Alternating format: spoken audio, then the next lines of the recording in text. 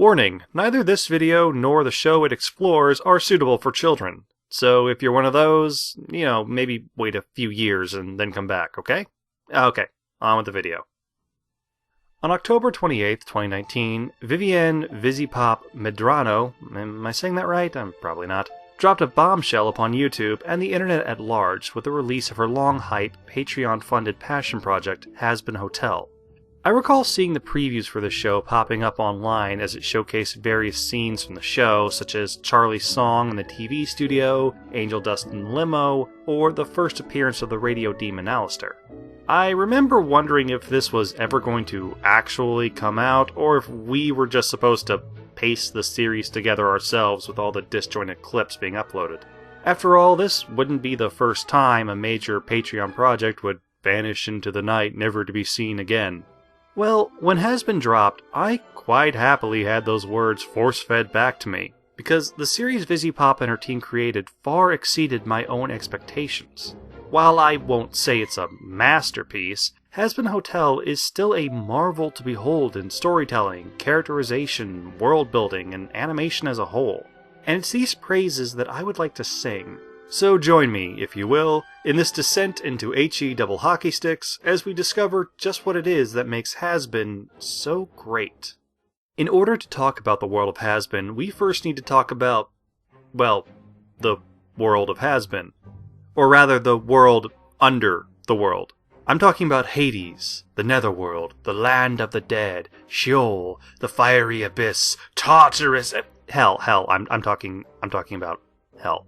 The afterlife is far from an untouched subject in media, especially in cartoons, and no place seems to get more attention than hell itself, often depicted as a fiery and bleak landscape filled with blazing infernos, jagged peaks, muted colors, and overflowing with all manners of endless tortures. Even when depicted in a comedic nature or in programs aimed for a younger audience, hell is never a pleasant place to be. Just looking upon it is meant to inspire fear and dread and disgust. And, well, yeah, of course it is. It's hell. It's not the place anyone wants to be. It's the final punishment for evil souls that have been found wanting during their time on Earth. Hazbin, however, takes a very interesting and somewhat different approach to this land of suffering. Instead of endless fire and tormented spirits, hell appears as a sprawling metropolis, albeit with a macabre flair. Buildings are twisted and bent, composed of harsh angles and edges, adorned with skulls, spikes, and steeped towers. Many of the windows look like eyes, gazing at the denizens as they walk by with cruel and wicked glares. The night sky is adorned with crimson stars, dwarfed by a massive pentagram looming overhead. And even during the day, a dark, reddish haze hangs over the world. It's a place meant to feel unpleasant and dangerous, openly displaying that the weak here will be devoured. But, other than that, hell in this universe is a rather normal place. As I said, it is a city. There's businesses, traffic, entertainment, employment, an economy, homes. Living here doesn't seem that much different from living on Earth. Except all the pretense of humanity and decency has been stripped away. And that's what makes the world of Hazbin so interesting. Rather than making hell a place where you suffer eternal punishments and ironic twists of poetic justice, they seem to be fully embracing the idiom of hell is other people. And that seems to be the biggest threat and punishment here. Most everyone in hell is, kind of an a-hole. And of course they are. Why shouldn't they be?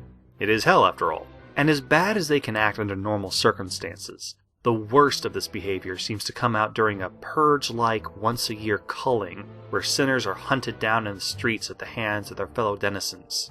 But beyond this serious fact, hell doesn't appear to be all that bad. Well, not for those who choose to indulge in their vices, anyway. Throughout the streets and several times in the show, we see plenty of businesses set up for the sole purpose of indulgence. Sex, liquor, gambling, even vending machines filled with hard drugs adorn every street here. It's an addict's paradise than any sort of torment. Which raises an interesting idea that hell isn't a place set up by a divine god for the punishment of the sinful, but instead a dumping ground, A literal garbage dump for human souls, where those not deserving of heaven are tossed to be forgotten, out of sight and out of mind.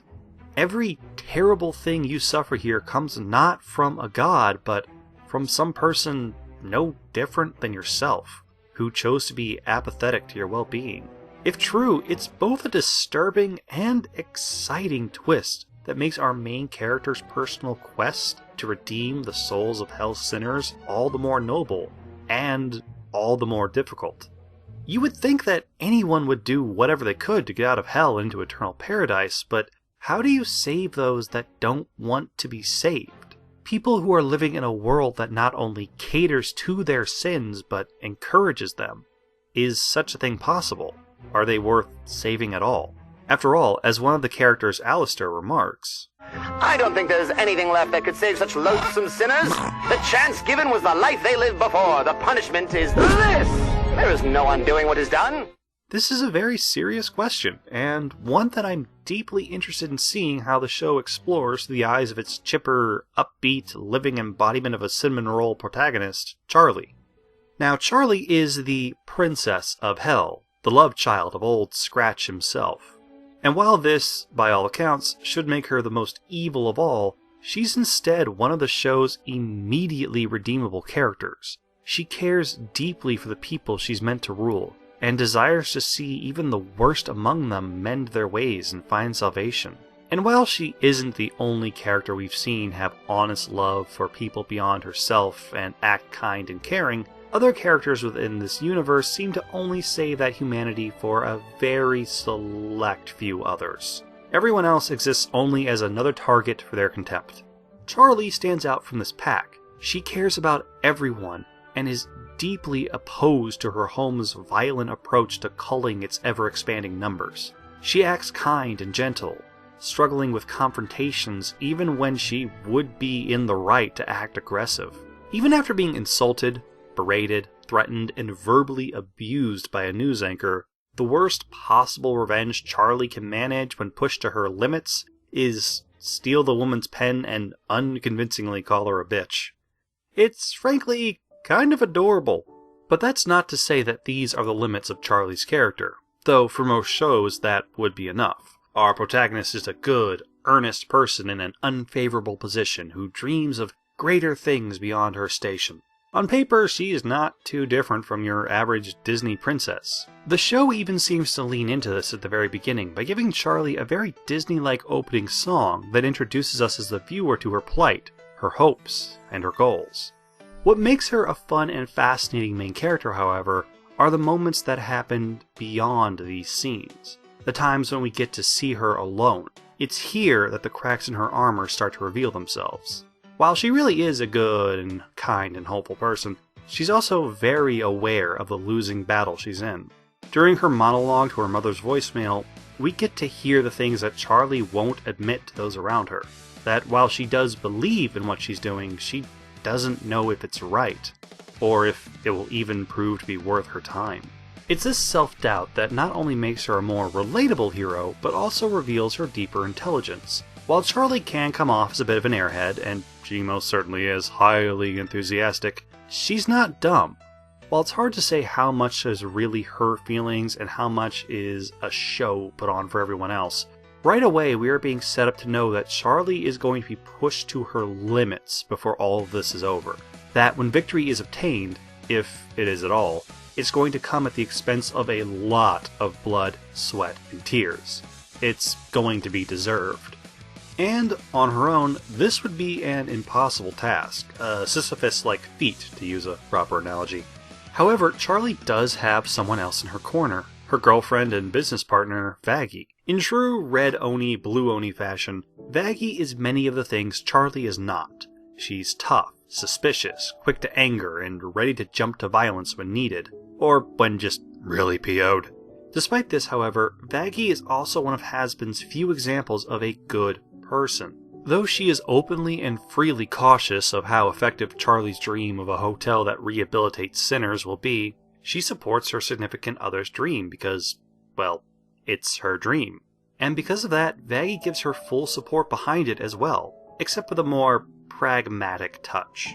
Whereas Charlie is keen to throw herself headlong into every challenge, Vaggie is the one standing behind her, urging caution. She never flatly denies Charlie's ideas or desires, but she is quick to point out problems and flaws, though sometimes without offering any real solutions. As I said, she's pragmatic, but often to a fault. As such, Vaggie offers a very important role for the viewer. She's the sane one in the room.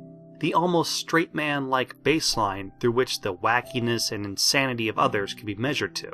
Every time one of the other characters goes over the line, there's Vaggie to try and be the voice of reason. Because of this, and the clear and open love she expresses for Charlie, it's hard to tell just how she ended up in hell in the first place.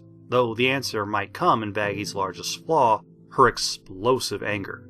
It certainly raises questions about her character and gives more depth for the viewer than just a tool of measurement, which is a very important addition because it makes her more of a person. It gives her a reason to exist beyond reacting to other, more extreme personalities.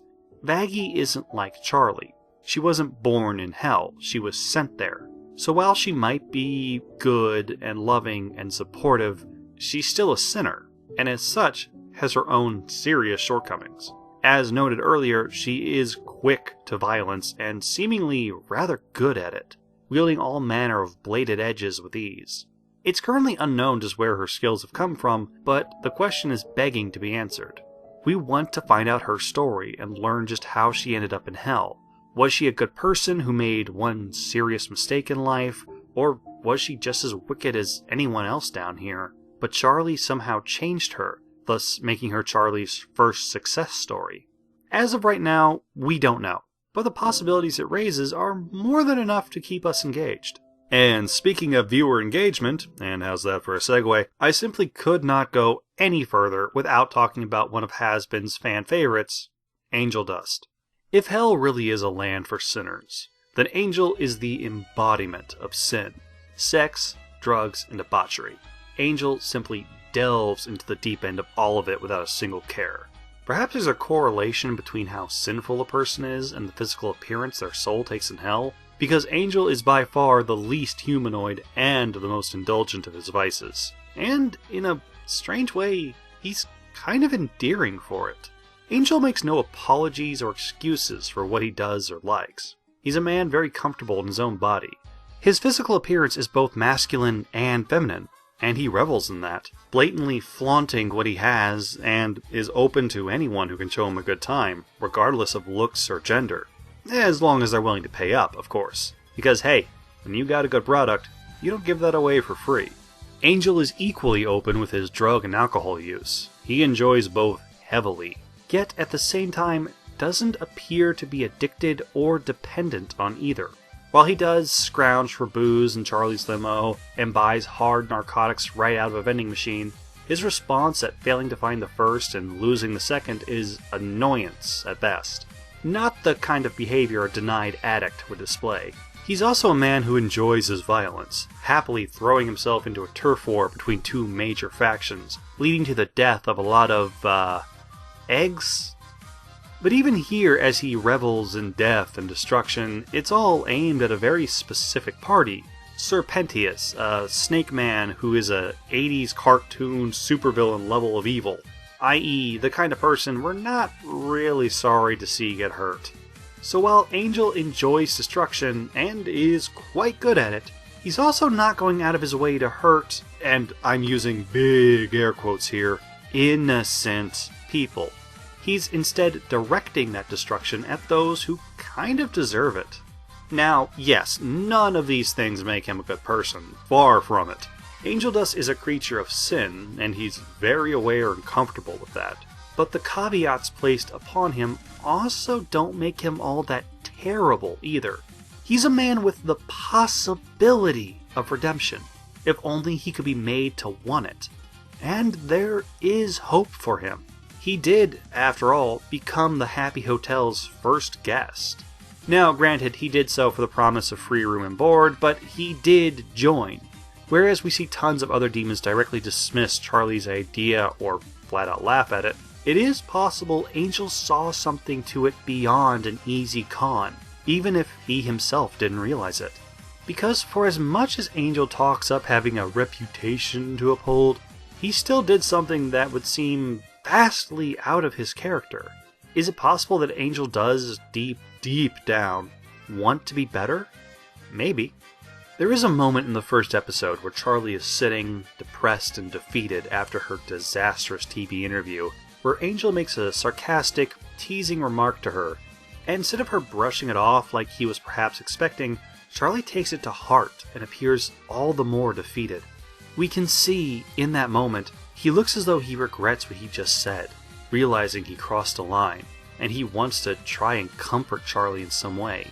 He doesn't, of course, likely because of pride or some sense of maintaining that image, but that moment is clearly there. It's a small hint at something deeper, and it's this moment, on top of the careful reining in of Angel's worst vices, that make him kind of likable. We as viewers are supposed to enjoy his devil-may-care attitude towards his damnation, but we're also supposed to want him to get better as well. He serves as another means to make us want what Charlie wants, real and honest redemption. Of course, this isn't a shared sentiment, even among those at our protagonist's side, and here is where we discuss the second fan favorite character. Now, if you haven't noticed, we've been taking a sort of laddered approach to discussing the main cast of Hazbin Hotel. Starting with Charlie at the very top, we've been slowly moving down the list of redeemable characters, but now we've reached the sub-basement, the lowest of the low, the radio demon himself, Alastor. Like Angel Dust, Alastor is a man who revels in wanton destruction. But whereas in episode 1 of Hazbin has only shown Angel directing his more destructive tendencies to equally despicable targets, Vaggie's exposition of Alastor suggests that he suffers no such distinctions. Everything Alastor does is for his own personal gain. Unlike Vaggie, who is supportive, if not hesitant, of Charlie's plans, or Angel, who, while also using Charlie's kindness for his own ends, has moments where his humanity shines through, Alastor is throwing himself in with the hotel for the sheer purpose of watching others attempt to better themselves, only to fail. To him, there is no such thing as redemption. People don't change. And even those who may want to are doomed to eventually slide right back into their worst selves. Alastor fully embraces hell and all it stands for. He's just here to enjoy the ride and get a laugh at the expense of others. He's become so bored with his own immeasurable power that he's using Charlie's crusade as a new form of entertainment, and is even upfront with that fact.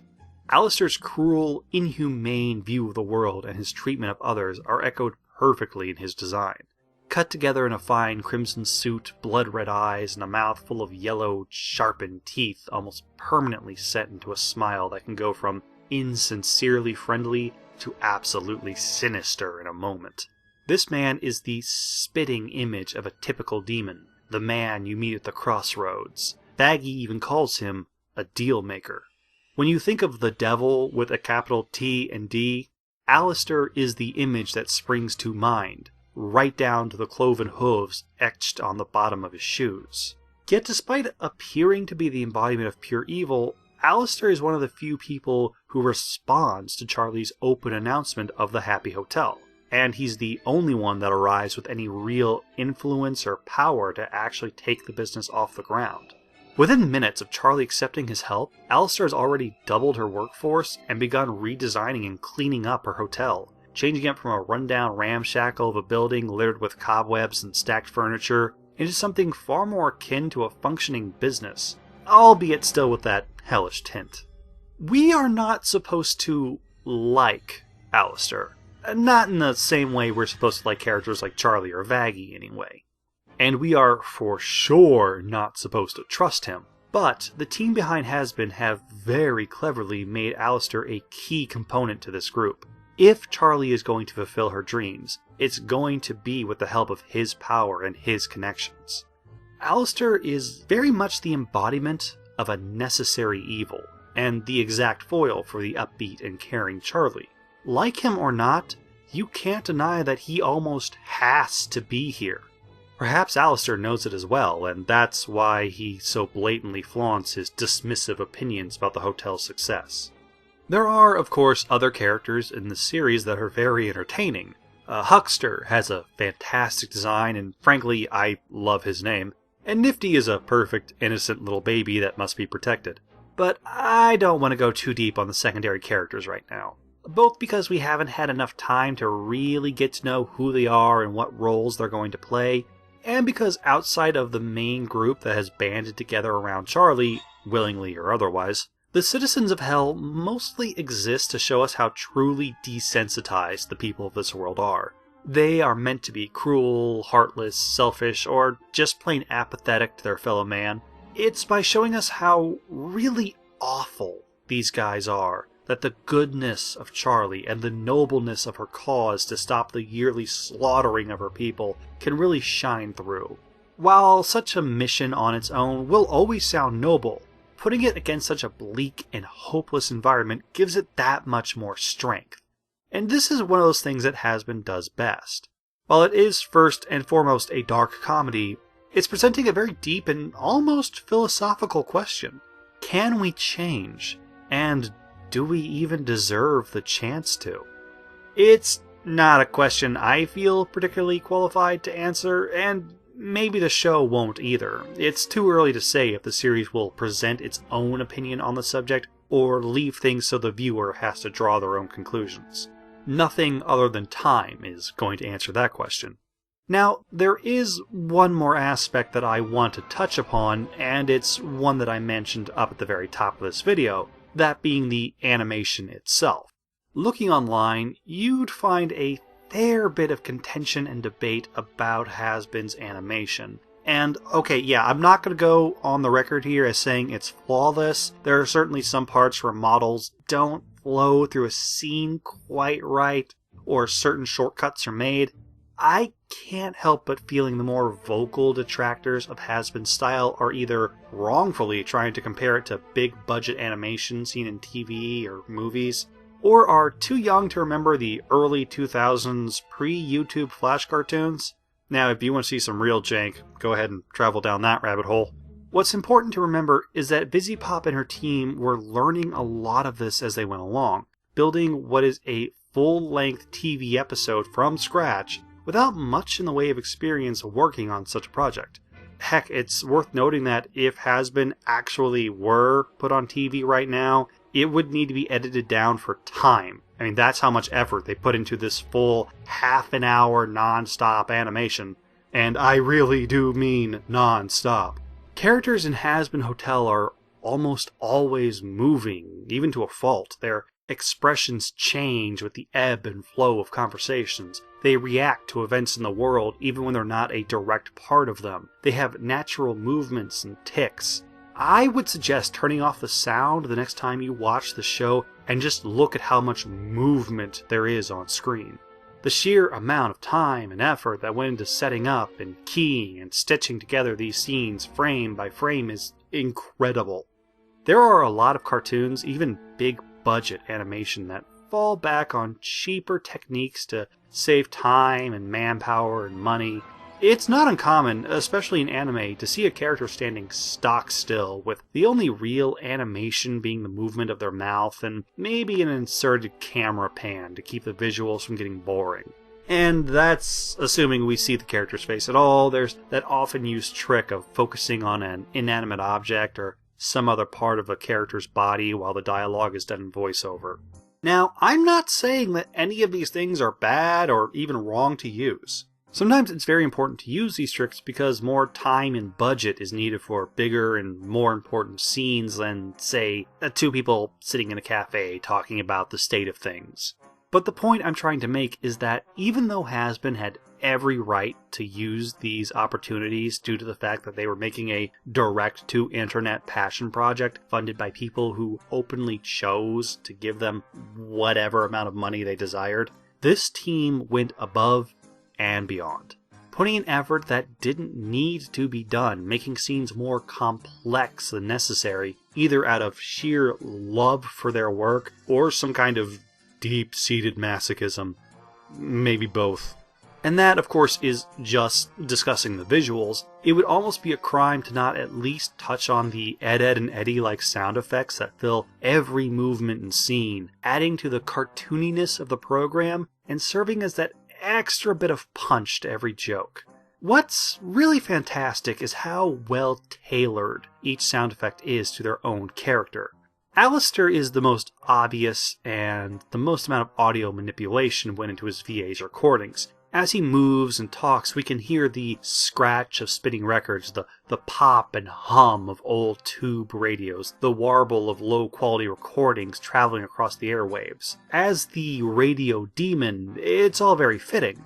Just like how Charlie, his polar opposite, is often accompanied by cuter sounds, squeaking and inflating balloons, jingling bells, the calls of small animals like sheep or cats. Both are cues to their characters and their personal traits. It's a bit of an audio-focused version of show, don't tell. I feel like I could take just the sweet and happy sounds that accompany Charlie, the radio effects of Alastor, or the cracking bones, hissing snakes, and scrape of metal and knives of Katie Killjoy, and play just those for someone who has never seen the show, and get a fairly accurate description of the personality of each character represented just from those sound cues.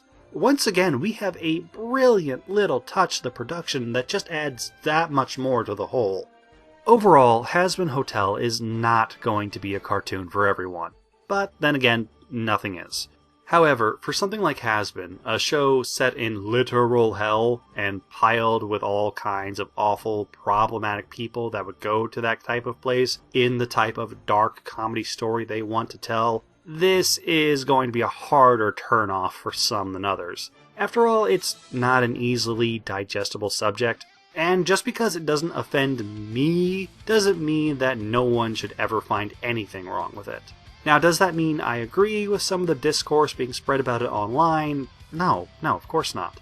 The whole reason I was inspired to make this video is because of that discourse. I felt the need to put something positive back out into the universe about this project simply because I love it so much and I want to see more of it. And honestly, even if you do disagree with the subject matter of the show, if you haven't seen it, I still feel like it's worth your time, because just on a technical level, it stands as a great example of world building, storytelling, and animation. It shows deeply flawed but still likable and complex characters that we want to root for. Even if the jokes fall flat for you, even if you don't agree with the message, even if the show just simply doesn't scratch that right itch in your brain, Hazbin Hotel, along with its sister show Hell of a Boss, are still worth seeing. Because, if you'll excuse the pun, both are a damned good time. Now, if you'll excuse me, I need to go sit down and work on my own demon sona, because any show worth loving is worth making self-inserts for. Thank you very much for watching, and hey, I'll see you in hell.